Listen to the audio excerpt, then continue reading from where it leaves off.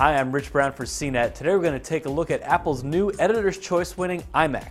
So this is the 27-inch version of Apple's new iMac, and this model in particular is the 1999 version with a few upgraded specs.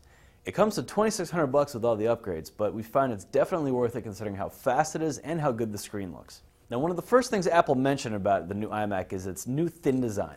So from that angle, you can see this bezel here. It's about 5 millimeters thick, and it really looks like this is a revolutionary new display. Now we keep going here, and you'll see it's actually not quite as thin as Apple made it out to be. There's this big bulge here in the back, and from front to back, the monitor is actually about 2.5 inches thick. Now it's certainly not a behemoth, but it's also not the sort of razor-thin display that Apple put out there.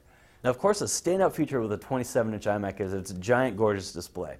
So this is a 27-inch screen, and it's 2560 by 1440 pixel resolution.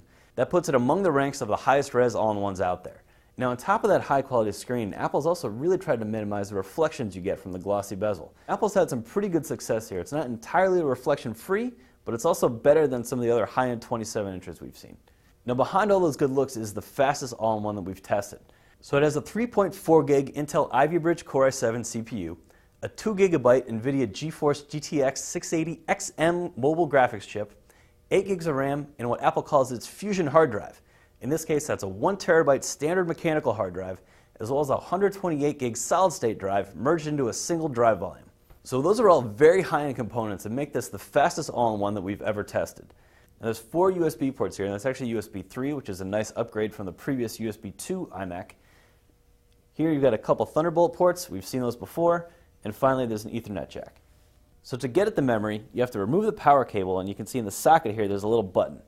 Now the idea is you push that button and this panel comes down, and that's where the memory sits. The problem is that button is really hard to push. Your finger, or mine at least, is too big to get in there to push it as far as it needs to go.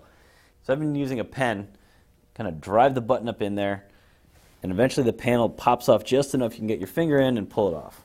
Now, rounding out the features on the new iMac, there's 2 microphone inputs up here. They're hard to see, but they definitely improve voice fidelity when you're making calls. Now, as I mentioned, our iMac review unit comes with a lot of upgraded parts, and that puts its price pretty high, up at about $2,600.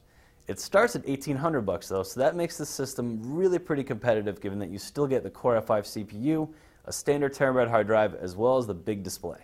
Now, there are some points of inconvenience with this system. The lack of a direct HDMI input and no optical drive means you have to jump through a few hoops if you want to use it for home entertainment. But especially for serious users that need a high-resolution screen and all the performance you get with this system, this is an easy recommendation. So I'm Rich Brown. This is Apple's new Editor's Choice winning 27-inch iMac.